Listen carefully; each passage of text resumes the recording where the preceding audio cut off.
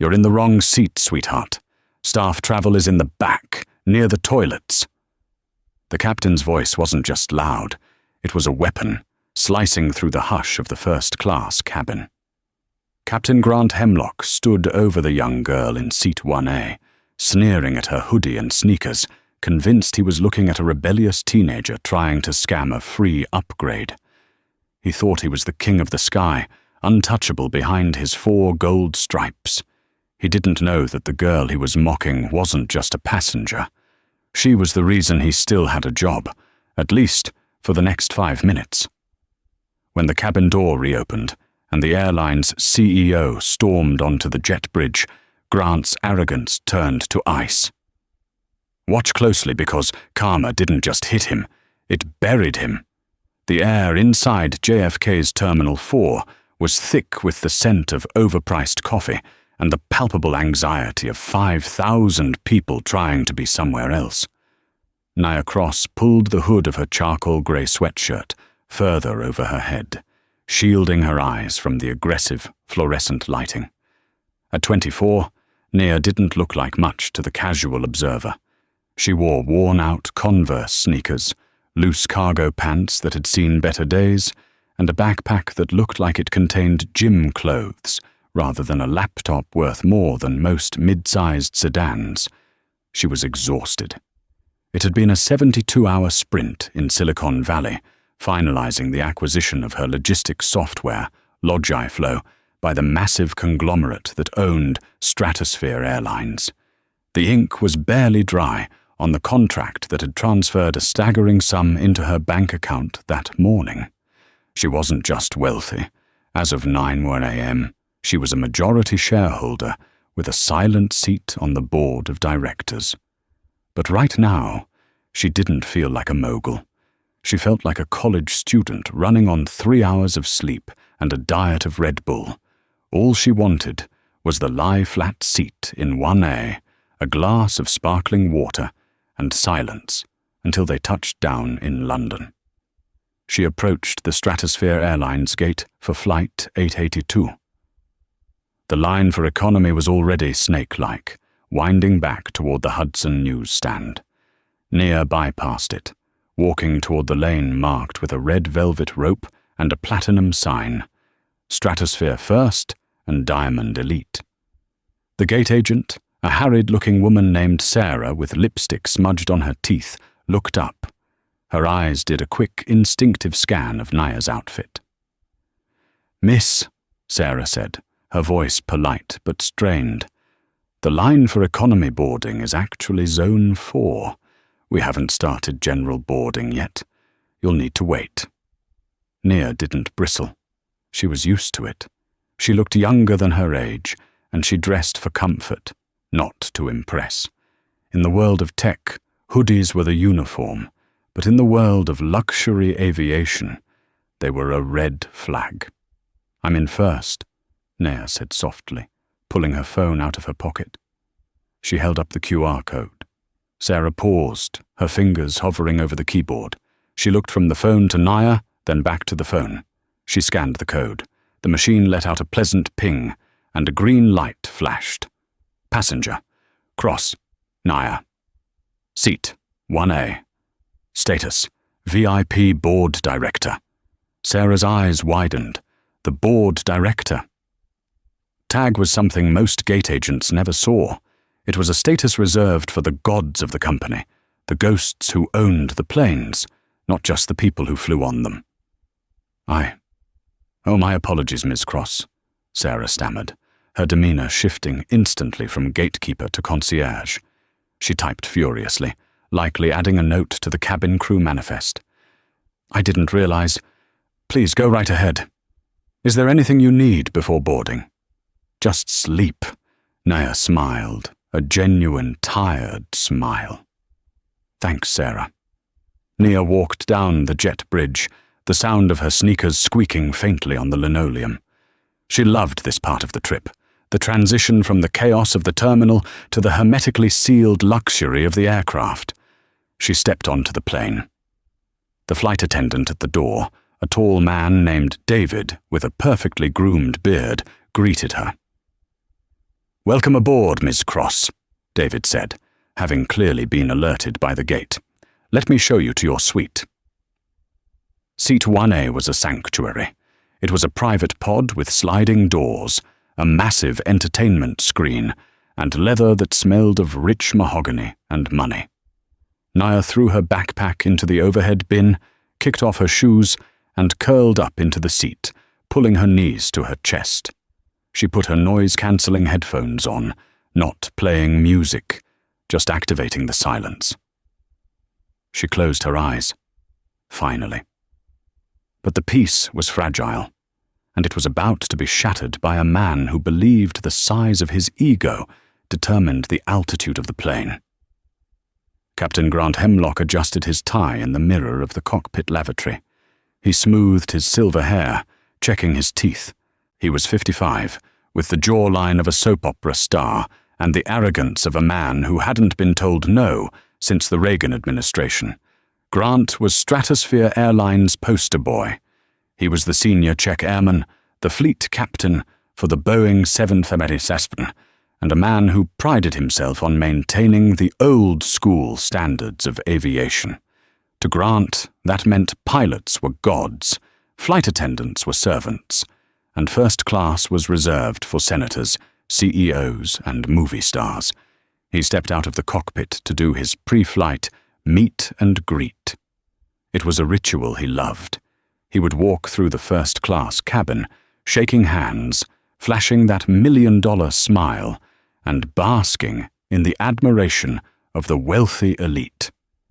He loved the way they looked at the 4 stripes on his shoulder. It reassured him that he was the alpha in the room. He nodded to a man in 3A, a hedge fund manager he recognized from CNBC. He winked at an older socialite in 2F, who was already sipping champagne. Then he reached row 1. He stopped. His smile faltered. In seat 1A, the prime seat, the seat usually reserved for diplomats or tech moguls, curled up like a dormouse in a hoodie that looked 2 sizes too big, was a black girl who looked like she should be in a high school detention hall, not a $6,000 suite. Grant stared. She had her eyes closed, headphones on. Her feet, socked feet, were on the leather ottoman. Grant felt a prickle of irritation. He hated when the gate agents let non-revs, airline employees flying for free, or upgrade lottery winners into first. It ruined the aesthetic. It cheapened the brand. His brand. He turned to David, the flight attendant, who was arranging fresh flowers in the galley. "Who is that?" Grant asked, keeping his voice low but sharp. He jerked his thumb toward 1A. David looked over. "That's Miss Cross, Captain. She's—" "Staff travel?" Grant interrupted, his eyes narrowing. "Did her daddy turn wrenches in maintenance and give her a buddy pass?" "I don't believe so, Captain. The manifest says—" "She doesn't fit," Grant muttered, cutting him off. He hated when standards slipped. He decided to intervene. It was his ship, after all. If there was a mistake, or if some gate agent had taken a bribe to bump a teenager up front, he was going to fix it. He wanted 1A open for his rest break later, or at least occupied by someone who looked like they could afford the champagne. Grant walked over to 1A. He stood there for a moment, waiting for her to sense his presence. She didn't move. He cleared his throat, loudly. Nothing. He tapped her on the shoulder. Not a gentle tap, but a firm, authoritative poke. Naya jumped. She pulled her headphones down, blinking her eyes open. She looked up to see a wall of navy blue uniform and a face that was turning slightly red. "Can I help you?" Naya asked, her voice groggy. "I need to see your boarding pass," Grant said. He didn't say hello. He didn't introduce himself. He just held out his hand. Naya frowned. "I already showed it at the gate." "And I'm the captain," Grant said, pointing to his stripes. "And I'm checking it again. We have a discrepancy in the manifest." There was no discrepancy. Grant just wanted to see the messy NRSA. non-revenue space available code on her ticket so he could bump her to the back. Nia sighed. She didn't want to fight. She just wanted to sleep. She reached into her pocket, pulled out her phone, and unlocked it. She held up the screen. Grant snatched the phone from her hand. "Hey!" Nia sat up straighter. "You can look, but don't grab." Grant ignored her. He stared at the screen. It didn't say NRSA. It said full fare first. He frowned. This didn't make sense. A girl like this? Paying 12 grand for a seat? It had to be a system error, or a stolen credit card. That was it. He'd read about that scam. Kids using stolen numbers to book flights. Then the payment bounces when they're halfway over the Atlantic. "Whose card did you use for this?" Grant asked, his voice dripping with condescension. He handed the phone back like it was contaminated.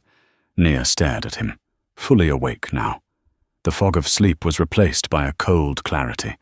She had dealt with men like Grant her entire career. The skepticism, the assumption of incompetence or fraud. "My own," Nia said calmly. "Is there a problem, Captain?" She looked at his name tag. "Hemlock?" "The problem, Miss Cross," he said her name like it was a joke, "is that we have strict protocols regarding credit card fraud. And quite frankly, you don't look like the typical clientele for this cabin. I'm going to need to see the physical credit card and your ID. Now." The cabin had gone quiet. The hedge fund guy in 3A was watching. The socialite in 2F had lowered her magazine. Nia took a deep breath. She could end this right now. She could tell him she owned 4% of the holding company that signed his paychecks. She could tell him she was flying to London to meet his boss, Preston O'Connell.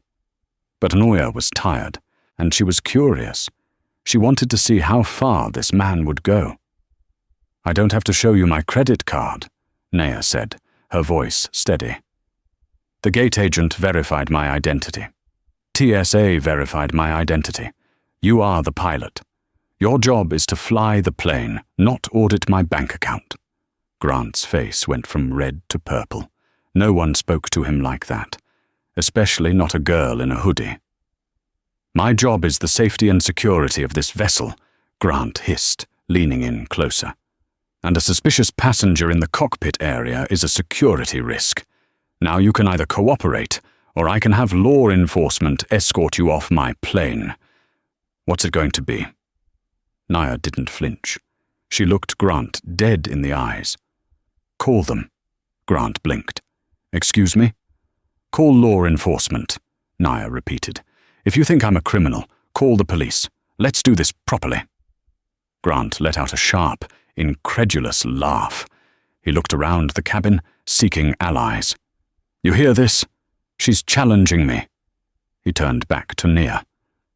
"Listen, sweetheart. I'm trying to do you a favor. If the cops come, you're going to jail for fraud. If you just get up and move to economy, row 44 is open, right by the lavatory. I'll let this slide. I'll assume it was a misunderstanding." "I'm not moving," Nia said, crossing her arms. "I paid for this seat. I'm staying in this seat." Grant straightened up. He adjusted his cuffs. He had given her a chance. Now he was going to enjoy this. "David!" Grant barked. The flight attendant rushed over, looking terrified. "Yes, Captain?" "Get the gate agent back down here, and tell them to call Port Authority Police. We have a passenger refusing a direct order from the captain and suspected of ticket fraud." David looked at Nia, then at Grant. "Captain, are you sure? The system shows." "I don't care what the computer says," Grant shouted, causing the socialite in 2F to spill a drop of champagne. "Computers make mistakes. I trust my gut, and my gut says she doesn't belong here. Get her off my plane." David nodded nervously and hurried up the jet bridge. Nia sat silently. She picked up her phone. She didn't call the police. She opened her contacts and scrolled to a number she had saved only 3 hours ago. Preston O'Connell, CEO. She typed a quick text. Sitting in 1A on flight 882. Your Captain Hemlock is accusing me of fraud and calling the police to remove me. Apparently I don't look like I can afford the ticket. Thought you should know. She hit send. Grant was pacing the aisle now, performing for his audience.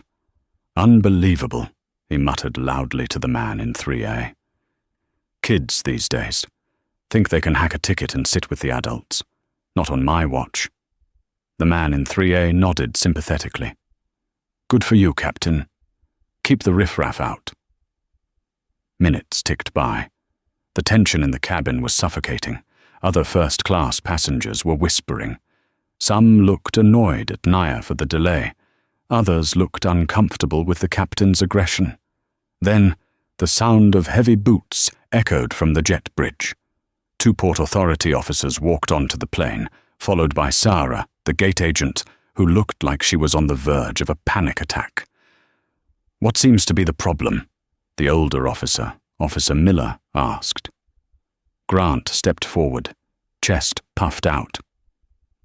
Officer, this passenger has a fraudulent ticket. She refused to show proof of purchase, and when I asked her to move to her assigned class, she became belligerent and refused a direct order from the captain. Under FAA regulations, I want her removed. Officer Miller looked at Nia. She was still sitting calmly, phone in hand. Ma'am, Miller said. Is this true? No, Nia said. I have a valid ticket. The captain didn't like my hoodie, assumed I was poor, and tried to bully me into economy. I refused. She's lying, Grant spat. Check her ID. Run the card. It's probably stolen from some grandmother in Florida. Officer Miller sighed. Ma'am, can I see your ID and boarding pass, please? Nia handed over her driver's license and her phone.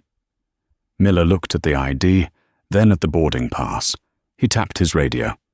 Dispatch, can you run a check on a Nia Cross and verify a ticket on flight 882? There was a crackle of static, then a pause.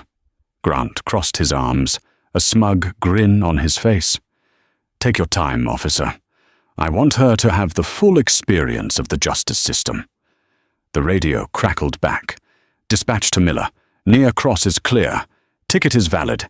Status is listed as VIP, owner affiliate.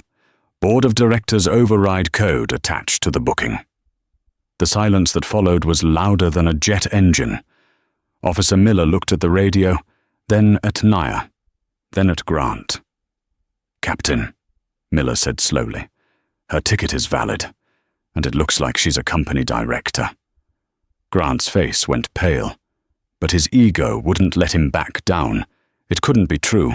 It was a glitch, a hacker trick. That's impossible, Grant stammered. Look at her. She's a kid. She probably hacked the database. Officer, I am the captain of this aircraft. I have the final say on who flies. I am determining her to be a security risk because of erratic behavior. I want her off. He was digging his heels in. He was going to use the ultimate trump card, the captain's authority. Even if the ticket was real, if the captain said she was a threat, she had to go. Captain, Sarah the gate agent squeaked. You can't. I can and I am, Grant shouted. She goes or this plane doesn't move. I will not have my authority undermined by a diversity hire with a laptop. Nia's phone buzzed. She looked at the screen. A text from Preston. I'm in the lounge. On my way. Don't move. Nia looked up at Grant, a small, cold smile playing on her lips.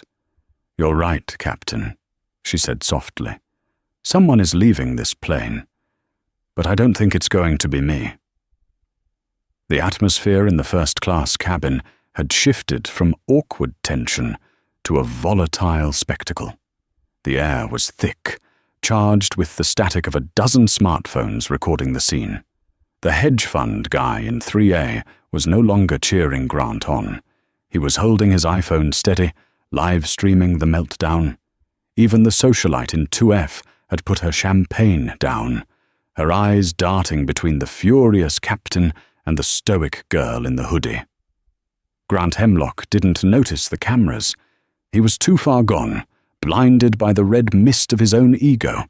He was a man who had built his entire identity on the authority his uniform commanded, to be defied, calmly, quietly, by someone he viewed as inferior, was a glitch in his reality he couldn't process. "Did you hear me?" Grant bellowed at Officer Miller, his spit flying. "I am the pilot in command. Under U.S. Code 44902, I have the right to refuse transportation to any passenger I deem a safety risk. Her presence is causing a disturbance. She is the disturbance!" Officer Miller looked tired. He knew the law. He also knew a power trip when he saw one. "Captain, the passenger is sitting quietly. The only person shouting here is you." "That is insubordination." Grant turned on the police officer now, his rage spilling over. "I will have your badge number. I will call the commissioner. I fly the senators who sign your budget." "Grant, stop." The voice didn't come from the police. It didn't come from Naya. It came from the front of the cabin, cutting through Grant's tirade like a razor blade. Grant spun around. Standing in the galley entryway, chest heaving slightly as if he had run all the way from the lounge, was a man in a bespoke navy suit. He was in his late 40s, with salt and pepper hair, and eyes that were usually warm, but were currently cold as liquid nitrogen. It was Preston O'Connell, the CEO of Stratosphere Airlines, the man who had taken the company from a regional carrier to a global juggernaut. For a split second, relief washed over Grant's face. He let out a breathy laugh, his posture relaxing. He thought he was saved. In Grant's mind, Preston was one of the boys. They had played golf at the charity tournament last year. Preston understood the burden of command. Preston would understand that you can't let passengers run the asylum. "Preston!" Grant exclaimed, stepping forward with his hand extended, ignoring the breach of protocol. "Thank God you're here. We have a situation, a serious security breach. This person," he gestured dismissively at Naya, "has hacked a board code and is refusing to vacate the seat. The police are being useless. I was just about to order a full deplaning to have her removed." Preston O'Connell didn't take Grant's hand. He didn't even look at it. He walked right past the captain as if he were a piece of furniture. The silence that followed was deafening. Preston walked straight to seat 1A. He stopped in front of Naya. He looked at the girl in the grey hoodie, the girl Grant had mocked, poked, and threatened with arrest. Preston bowed his head slightly, a gesture of genuine respect. "Miss Cross," Preston said, his voice loud enough for the entire cabin to hear. "I am deeply, deeply sorry. This is not how Stratosphere treats anyone, let alone our most critical partner." Naya looked up, her expression unreadable. She uncrossed her arms. "Hello, Preston. I take it the acquisition is finalized?" "It is," Preston nodded. "The press release went out 10 minutes ago. Technically, you've owned a controlling interest in the logistics division for the last hour." Grant stood frozen in the aisle. His hand was still half extended, hovering in the empty air. His brain was misfiring. "Partner? Controlling interest? Preston?" Grant croaked, his voice cracking. "What is... I don't understand. She's a kid. She's wearing a hoodie." Preston turned slowly to face Grant. The warmth was gone from his face. The CEO looked at the captain with a mix of disappointment and fury that was terrifying to witness. "Captain Hemlock," Preston said, his voice deadly calm. "This kid is Naya Cross. She is the founder of LogIFlow. As of this morning, her software is the backbone of our entire global cargo operation. She didn't hack a board code, Grant. She is the board." The blood drained from Grant's face so fast it looked like he might faint. His mouth opened and closed like a fish on a dock. He looked at Naya, really looked at her, for the first time. He saw the intelligence in her eyes, the calmness. He saw the VIP tag on the officer's screen in his mind's eye. I didn't know, Grant stammered. She didn't look like... I mean, look at her clothes, Preston. How was I supposed to know? You were supposed to check the manifest, Preston snapped. You were supposed to treat every passenger with dignity. You were supposed to be a professional. I was protecting the plane, Grant pleaded, looking around for support, but finding none. The passengers were looking at him with disgust. The flight attendant, David, was looking at his shoes. I thought she was a fraud. I was doing my job. No, Grant, Nia spoke up from her seat. Her voice was soft, but it carried. You were bullying a girl because you didn't think she belonged in your world. If I had been a white man in a suit, you would have offered me a drink before asking for my ID. You didn't check for safety. You checked for bias.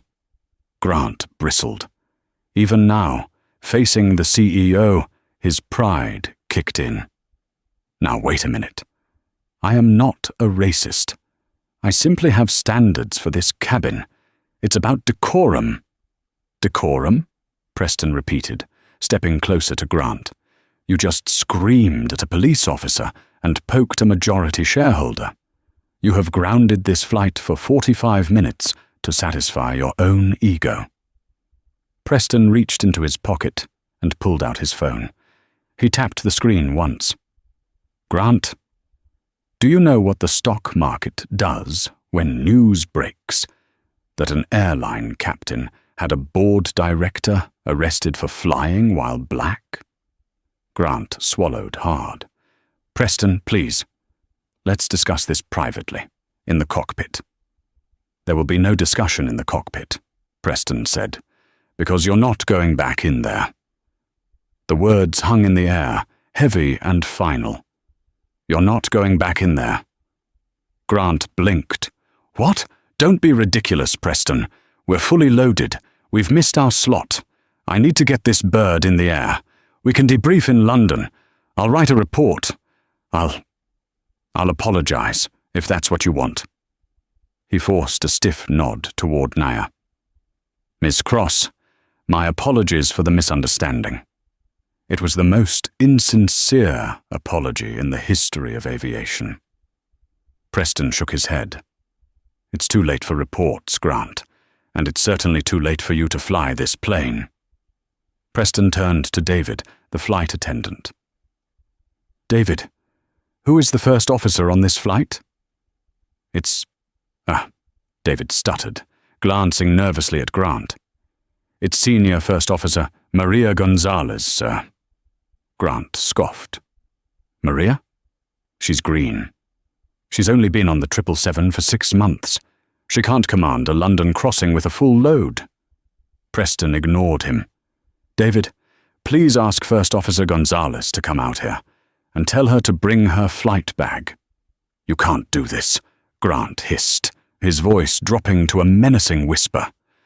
You can't replace a captain 5 minutes before pushback. It's against union rules. I'll grieve this. I'll sue the airline. Do you know who I am?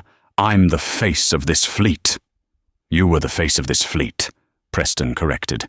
Now, you're a liability. The cockpit door opened. Maria Gonzalez stepped out. She was a sharp, focused woman in her 30s. She looked confused, holding her headset in one hand. She saw the police, the CEO, and the red-faced captain. Sir? She addressed Preston. Maria, Preston said warmly. Captain Hemlock is indisposed. He has been relieved of duty effective immediately due to conduct unbecoming and gross negligence of passenger relations. Maria's eyes widened slightly, but she maintained her composure. She glanced at Grant. Indisposed? Grant shouted. I am right here. I am perfectly fit to fly. Officer Miller. Preston turned to the police officer.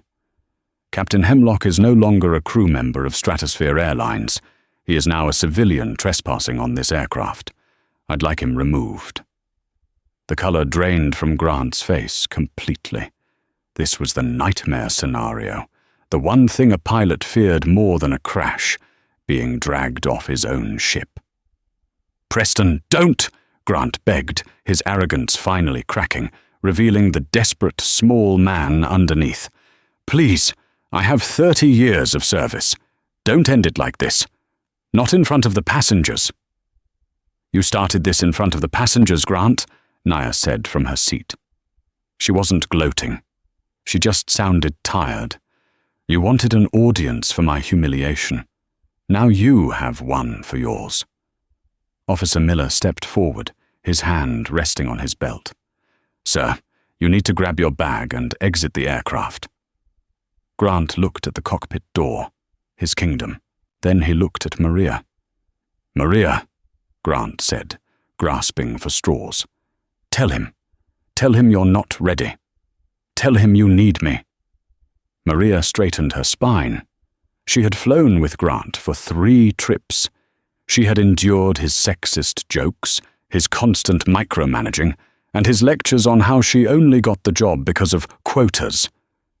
"Actually, Grant," Maria said, her voice clear and cool, "I have over 5,000 hours. I'm fully typed and current, and I think the cabin will be much more peaceful without you." She turned to Preston. "I can take the left seat, sir.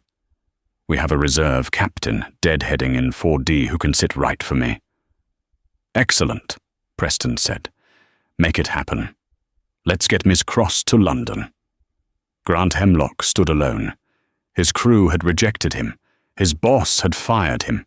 His victim had bested him. "This isn't over," Grant snarled, grabbing his flight kit from the closet with shaking hands. "I'll go to the press. I'll tell them stratosphere endangers passengers by putting tokens in the cockpit." "Go ahead," Preston said calmly. "The passengers have been recording for 20 minutes. The world will see exactly who endangered whom. Goodbye, Mr. Hemlock." Officer Miller put a hand on Grant's shoulder. It wasn't gentle. "Let's go, sir." Grant began the walk. It was a long walk. He had to pass through the first-class cabin, where the people he so desperately wanted to impress were now looking at him with pity and amusement. The hedge fund guy was still filming, muttering, "Unreal, just unreal," into his microphone. The socialite shook her head and picked up her magazine, dismissing him as if he were a waiter who had dropped a tray. He passed the galley. David and Sarah stood there. Sarah, the gate agent he had screamed at, gave him a small, vindictive wave. He walked onto the jet bridge. The cool air of the terminal hit him. He was no longer Captain Hemlock. He was just a middle-aged man in a costume, dragging a bag, with no destination. Inside the plane, the tension broke instantly. "I am so sorry about that," Preston said to the cabin at large. "Drinks are on the house for the duration of the flight. We will be pushing back in 10 minutes. He turned back to Nia. "Are you sure you're okay to fly? We can rebook you on the next one if you need time." Nia smiled. It was the first real smile she had shown since arriving at the airport. "I'm fine, Preston," she said. "Actually, I'm better than fine. I think I'm going to enjoy this flight." Preston nodded and headed for the door. "I'll see you in London for the board meeting. I have a feeling the first item on the agenda, review of pilot conduct policies, is going to be a long one." As Preston left, Maria Gonzalez stepped into the cockpit and took the captain's seat, the left seat. She adjusted the seat height. It felt perfect. She keyed the mic. "Ladies and gentlemen, this is Captain Gonzalez speaking. We apologize for the delay caused by a personnel issue. We'll be making up time in the air. Flight attendants, prepare for cross-check." Nia settled back into her seat. She pulled her grey hoodie tight, kicked her legs up onto the ottoman, and closed her eyes. The engines roared to life. The plane began to move, and back in the terminal, watching through the glass as his career taxied away without him, Grant Hemlock realized that karma didn't just hit hard. It hit at 30,000 feet. But the story wasn't over. Grant wasn't the type to go quietly into the night.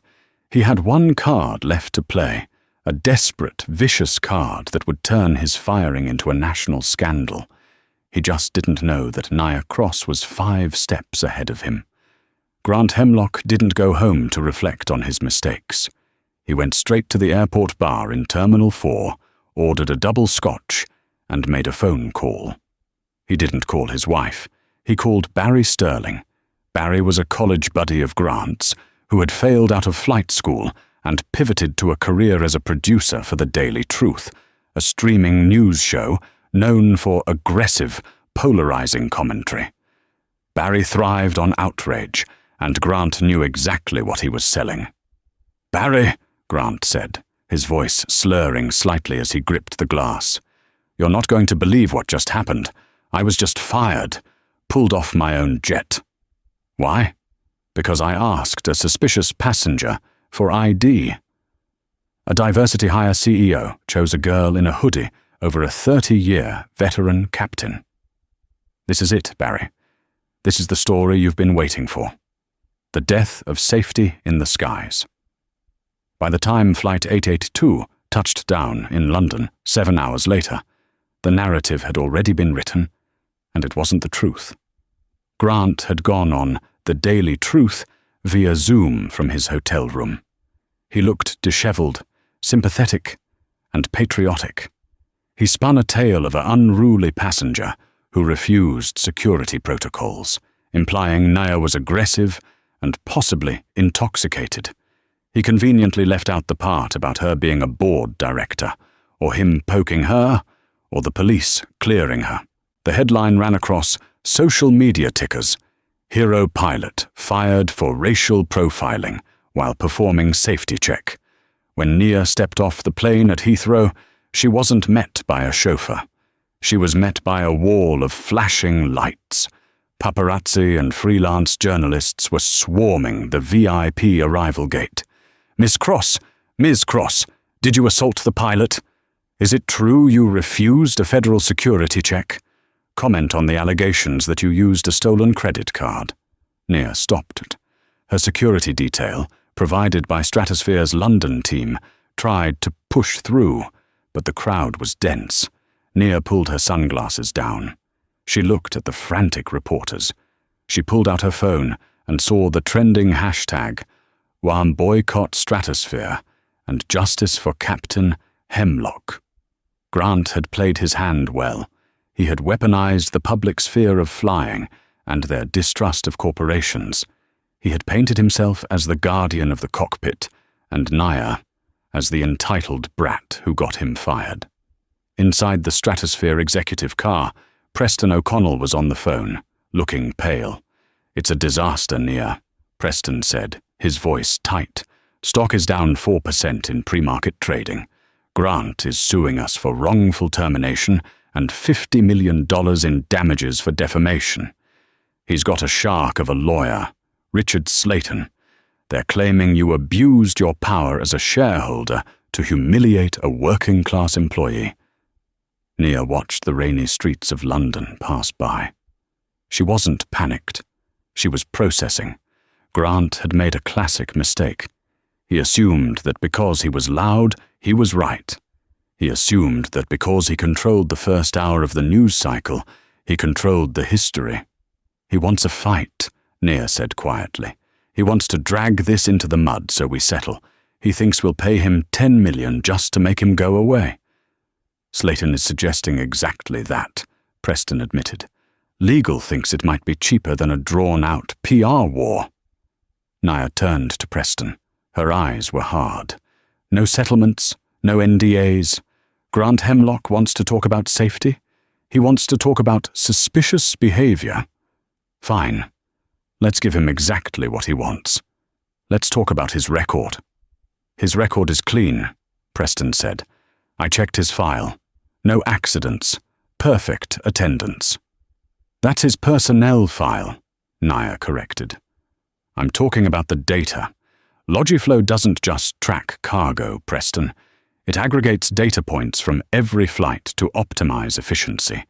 That includes cabin reports, customer complaints, and flight deck audio transcripts that get flagged for conflict tones to improve crew resource management. It's a beta feature we installed 6 months ago. Grant doesn't know it exists. Naya tapped her phone. I'm going to the hotel. I need 3 hours with the server logs. Then, I want you to call a press conference. Invite Barry Sterling. Invite everyone. What are you going to find? Preston asked.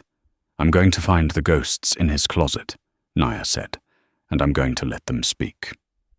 The grand ballroom of the Savoy Hotel in London was suffocatingly hot, the air thick with the scent of expensive perfume and the ozone tang of overheated camera equipment.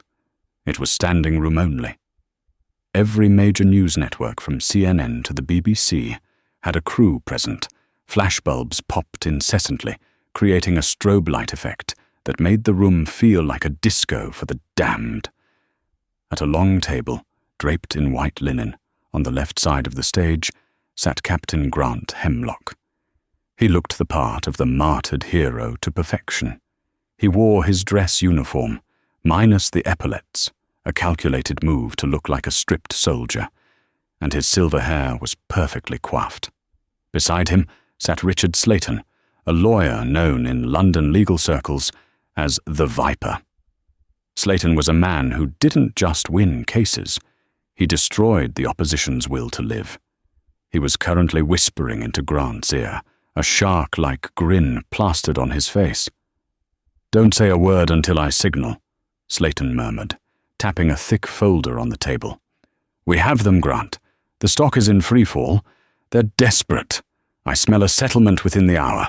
You'll be retired in Boca Raton by Christmas with 10 million in the bank. Grant nodded, leaning back in his chair. He scanned the crowd, soaking in the attention. He felt invincible. The narrative was firmly in his grasp. The seasoned veteran pushed out by the woke mob and an entitled, bratty girl. He caught the eye of Barry Sterling, his producer friend from the Daily Truth, who gave him a discreet thumbs up from the front row. The murmur of the crowd died down instantly as the side door opened. Naya Cross walked out. She didn't walk out like a victim. She didn't walk out like a defendant. She walked out like a predator entering a cage she had built herself. Gone was the grey hoodie and the exhausted posture. Today, Naya wore a bespoke Alexander McQueen suit, sharp enough to cut glass, with heels that clicked against the hardwood stage like the ticking of a countdown clock. She carried nothing. No notes, no water bottle, no props. Just a small, silver remote control in her right hand. Preston O'Connell followed her, taking a seat off to the side, looking grim but determined. Nia approached the podium. She didn't adjust the microphone. She didn't smile. She stood in silence for a full 10 seconds, letting the tension build until it was physically painful. Ladies and gentlemen, Nia began, her voice calm, amplified through the hushed room. Yesterday, a narrative was presented to the world, a story about safety, about protocol, and about a captain who was wrongfully terminated for doing his duty. She looked directly at Grant. He held her gaze, smirking slightly. Captain Hemlock claims he was fired because I, a board director, threw a tantrum over a security check, Naya continued. He claims I was suspicious. He claims I was a threat. And his lawyer, she gestured to Slayton, has filed a suit for $50 million in damages, alleging defamation of character. Slayton stood up, buttoning his jacket. Ms. Cross, if this is just a rehash of your defense, we can save everyone the time and see you in court. My client has a spotless record spanning 30 years. You cannot slander your way out of this. Spotless, Naya repeated the word, rolling it around her mouth like a bad taste. That is the key word, isn't it? Spotless. She clicked the remote. The massive LED screen behind her, which had been displaying the Stratosphere logo, went black. Then, a single word appeared in stark white text. Logiflow. Most of you know me as the founder of Logiflow, Naya said, stepping out from behind the podium to pace the stage. You think it's just software for tracking cargo containers. You think it tells us where the luggage is. But you're wrong. Logiflow is an aggression monitoring AI. It doesn't just track boxes, it tracks behavior. Grant's smirk faltered. Slayton frowned, his pen pausing over his notepad. 6 months ago, Naya explained, Stratosphere began a beta test. We digitized 30 years of paper flight logs, crew reports, and HR complaints. We fed them into the system to look for efficiency patterns, but we found something else. We found ghosts. She clicked the remote again. The screen exploded with data. Rows and columns of text scrolled by at dizzying speed before freezing on a summary chart. Subject, Hemlock Grant, ID, 4492A, total flagged incidents, 47, status, suppressed union override. A gasp rippled through the room. 47, Nia said, her voice hardening. 47 incidents, rude behavior, aggression toward cabin crew, insubordination to air traffic control, and, most notably, harassment of passengers. Objection, Slayton shouted, though there was no judge to object to. These are internal, unverified. They are verified, Naya cut him off, her voice like a whip. They were verified by the flight attendants who filed them and were told to suck it up by management. They were verified by the gate agents you screamed at, Grant. But let's look at the specific nature of your security checks, shall we? She clicked the remote. 17 photographs appeared on the screen. They were driver's licenses and passport scans. These are the 17 passengers Captain Hemlock has had removed from his aircraft or detained by security in his career, Naya said. Look closely. Tell me what you see. The silence in the room was absolute. You could hear a pin drop. There was a young Indian man, a black grandmother, a Hispanic business executive, a Middle Eastern college student. 17 security threats, Nia narrated, walking toward Grant's table. 17 people who didn't look right. 17 people who didn't belong in first class. Do you notice a pattern, Grant? Because the algorithm certainly did. 100% of the people you found suspicious were people of color. Grant stood up, his face turning a mottled purple. This is a setup. You cherry-picked that data. I have flown millions of people. I am not a racist. Then explain 2018, Nia challenged, pointing to the screen. Flight 902 to Tokyo. You grounded the plane for 2 hours because a Sikh gentleman in 2A refused to remove his turban for you. Security cleared him.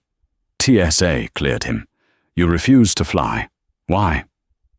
He was acting erratic, Grant stammered, sweat beading on his forehead. It was a judgment call. It was profiling, Nia corrected, and it cost the airline $200,000. But your union rep buried it, just like they buried the complaint from the flight attendant in 2014, who you told to smile more and talk less, if she wanted a good review. The camera shutters were going wild now. Slayton looked pale. He was whispering frantically to Grant, trying to get him to sit down. But Grant was too far gone. You can't prove intent, Grant shouted, slamming his hand on the table. This is all circumstantial. You have no proof of what I was thinking. You have no proof that yesterday was anything other than a safety check. Naya stopped pacing. She stood center stage. She looked at Grant with a pity that was worse than hatred. You're right, Grant, she said softly. I can't read your mind. But I don't have to. Because you have a habit of speaking your mind when you think no one is listening. She turned to the audience. Aircraft are equipped with a cockpit voice recorder, the CVR. By law, it overwrites itself every 2 hours. Grant knows this. He relied on it. He thought that by the time he landed in London, the audio of what happened at the gate in New York would be erased. Grant nodded, regaining a sliver of confidence. Exactly. It's gone. It's my word against yours. But, Naya smiled, a cold, dangerous smile.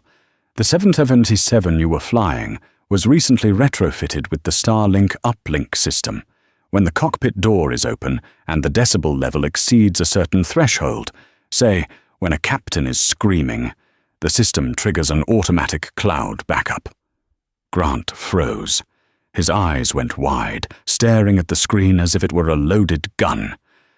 "We have the audio, Grant," Naya said, "from the moment you saw me, before you even left the cockpit." She pressed the button. The audio was crystal clear, booming through the Savoy's high-fidelity speakers. Sound of cockpit chimes, rustling of paper. Grant's voice. "David says the manifest is full. Who the hell is in 1A? David's voice, faint. "It's a Ms. Cross, Captain. Check-in says VIP. Grant's voice. "VIP my ass. I saw her walk down the bridge. Hoodie, sneakers. Looks like she just crawled out of a Bronx gutter. Probably some rapper's girlfriend or a lottery winner." The crowd in the ballroom gasped collectively. Slayton put his head in his hands. Grant's voice. "Watch this. I'm going to go back there and rattle her cage. If she gives me any lip, I'll bounce her to coach. I promised that blonde in 4D. I'd get her an upgrade if space opened up. I'd rather have eye candy in 1A than whatever that is." David's voice. "Captain, I don't think—" Grant's voice. "Quiet, David. It's my ship. I don't want trash in my first class. Let's go scare her." The audio cut out. For 3 seconds there was no sound in the room.